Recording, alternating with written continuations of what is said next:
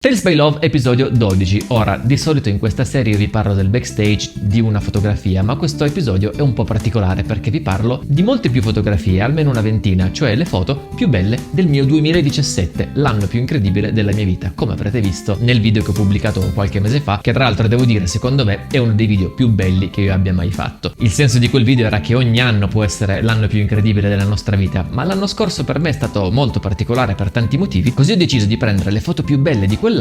e racchiuderle in un libro fotografico, semplicemente per farmi un regalo, perché questo libro non è in vendita, è mio, è soltanto mio, e l'ho fatto utilizzando un servizio di stampa online che è Sal Digital, che tra l'altro è di una qualità esagerata, no? Lo vedrete tra poco, però voglio raccontarvi com'è che ho scelto le foto più rappresentative di quest'anno così particolare. Tanto per cominciare ho voluto scegliere almeno un paio di foto per ogni viaggio che ho fatto, che seguissero il più possibile un ordine cronologico, così io apro il libro e sono a gennaio dell'anno scorso in Lapponia, quindi con le rapide di Kukkola congelate e l'aurora boreale in una delle sere successive di quel viaggio molto particolare, a cui tra l'altro partecipò anche mio padre, momento di commozione familiare. Sempre a gennaio sono stato a Cuba. Cuba la voglio ricordare con questo ritratto di una donna per le strade di La Habana che fuma un sigaro e che si fa fotografare per soldi, e soprattutto con le strade di Trinidad, quel paese che sembra veramente fermo all'800. Da Cuba si torna al freddo e si torna in Islanda con i campi di lava e muschio verde di Lakagigar. Tra l'altro voglio dedicarci il prossimo Tales by Love perché c'è una storia incredibile qua dietro. E poi forse la foto più bella che io abbia mai fatto in vita mia, perlomeno quella a cui io sono più legato, è che quella con cui ho iniziato questa serie di Tales by Love, che è questo bellissimo ghiacciaio a Skaftafeldt. Sempre restando in Islanda, perché sono stato un mese, un'alba strepitosa nei pressi di Jökulsárlón con questi iceberg infuocati dall'alba e soprattutto con l'arcobaleno circolare sulla laguna glaciale che, se non ricordo male, è Tales by Love 7 o qualcosa del genere. Dall'Islanda vado poi in India per l'Holi Festival, in quello che probabilmente è il viaggio più bello, più incredibile di tutta quanta la mia vita e di tutti i miei viaggi, perché se io dovessi scrivere che cosa è successo in ogni giorno di quel viaggio dovrei scrivere un libro al giorno, e chissà,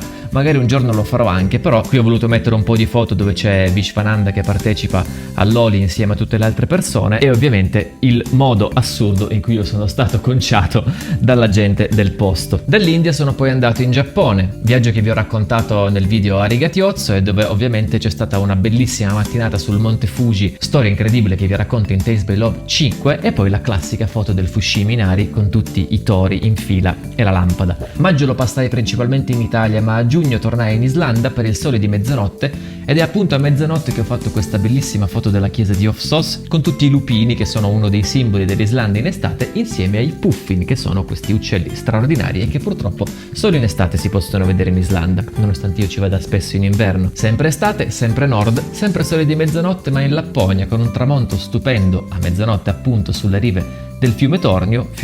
che riprendo in una vista aerea delle rapide di Kukkola lì vicino. Ecco, luglio è stato un momento di svolta importante perché ho smesso definitivamente di fare il mestiere per cui ho studiato tanti anni, che è quello di dentista, per trasferirmi per amore, come sapete, a Mosca. E quindi alcune delle foto più belle che ho fatto a Mosca, come la chiesa di Cristo Salvatore, che è Tales by Love 11, e i grattacieli della Moscow City durante l'ora blu con la cintura di Venere sopra di sé. Dalla grande madre Russia passiamo invece in Perù, dove ho fatto un viaggio fotografico stupendo con un gruppo eccezionale, che voglio ricordare innanzitutto, vabbè, con la classica di Machu Picchu, un po' perché c'era una luce bellissima, ma un po' perché è anche uno dei miei capolavori di fotoritocco, perché voi non avete idea di quanti turisti ho dovuto uccidere con Photoshop per far sì che questa foto fosse più bella. E non me ne vergogno, lo dico, lo ammetto, ho ucciso i turisti con Photoshop, arrestatemi adesso. Così come anche nella foto di gruppo che ho voluto inserire, ho effettivamente cancellato qualche turista da qua dietro per lasciare solamente noi, e questo è l'unico gruppo che ho inserito in questa collezione, non tanto perché fosse più speciale di altri, perché come vi dicevo ogni gruppo con cui viaggio è straordinario, sono tutti unici a loro modo,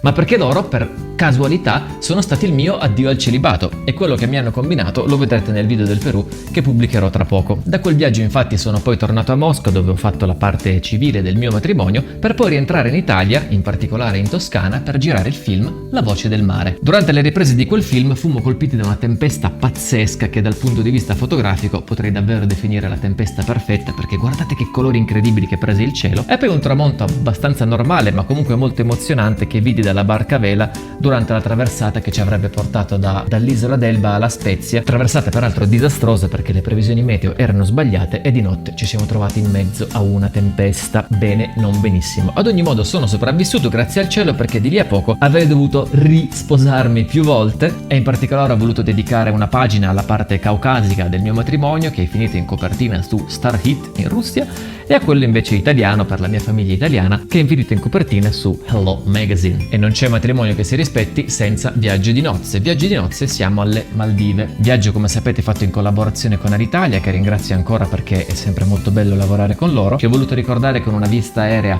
della Milla Fushi, e poi giustamente, essendo viaggio di nozze, una foto di me e mia moglie che mi salta addosso, non so, mi aveva detto una cosa stupida e stavamo ridendo in quel momento. Foto che, ci tengo a dire, l'ho fatta io perché avevo messo la macchina sul cavalletto col flash, perché diversamente nessun altro sarebbe stato in grado di farcela. Non perché io sia un fenomeno, semplicemente eravamo da soli e valla a chiedere a un granchio di farti la foto. Dalle Maldive rientro in Italia per una notte e volo subito ad Abu Dhabi per lavoro, dove rimango qualche giorno, e dopo aver finito il mio servizio fotografico decido di andare in serata alla moschea dello sceicco Zayed, per poi da lì andare a Dubai, che ricordo con una vista bellissima del Burj Khalifa, degli incroci stradali dal livello 45 dello Shangri-La, storia che peraltro vi racconto nel video su Dubai, e tra l'altro è uno dei video più visti in assoluto del mio canale di recente, e dire che non ci devo così tanto, però piace. Da Dubai presi poi un pullman che mi avrebbe portato in Oman. Cosa particolare che non ho ancora raccontato è che alla frontiera tra Emirati e Oman mi hanno sequestrato il drone, però questo ve lo racconto in un altro momento perché è una storia interessante. Ad ogni modo l'Oman è un paese pazzesco e lo voglio ricordare con questa stupenda scogliera con le onde dell'Oceano Indiano e ovviamente con un tramonto strepitoso sulle dune del deserto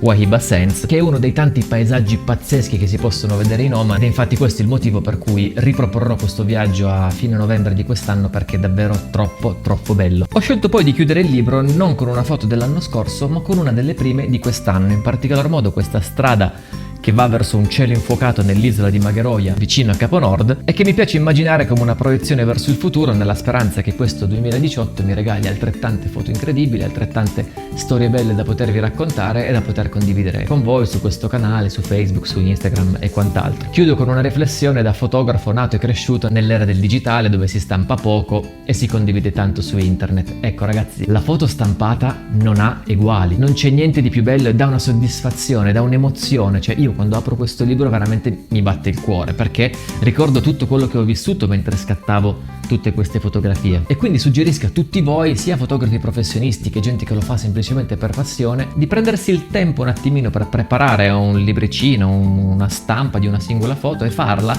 perché poi veramente ne avrete dei ricordi molto belli. E a tal proposito, se volete utilizzare lo stesso servizio che ho usato io, che è molto comodo e soprattutto di una qualità impressionante, Sal Digital mette a vostra disposizione uno sconto di 20 euro per ordine, se non sbaglio superiore a 40 euro, valido fino a giugno di quest'anno, che vi consiglio assolutamente di sfruttare perché è uno sconto molto alto. Cioè sull'ordine di un fotolibro da 40 euro lo pagate 20 euro ed è praticamente il 50%, è tantissima roba. Qui in descrizione comunque vi metto tutte le istruzioni per poter utilizzare questo tipo di sconto, che vale su qualunque prodotto che possiate comprare su quel sito, specifico per i professorini in azione che già li vedo che sono lì a commentare roba cattiva, che io non guadagno assolutamente niente dagli acquisti che voi farete. Semplicemente un'offerta che Sal Digital ha messo a disposizione mia in primis, perché ne ho usufruito anche io, lo ammetto, e poi anche vostra, per poter stampare dei bei ricordi dei momenti più belli della vostra vita. Quindi in sostanza, viva la carta stampata, viva le emozioni, viva le fotografie, viva Tales by Love. Ci vediamo al prossimo episodio.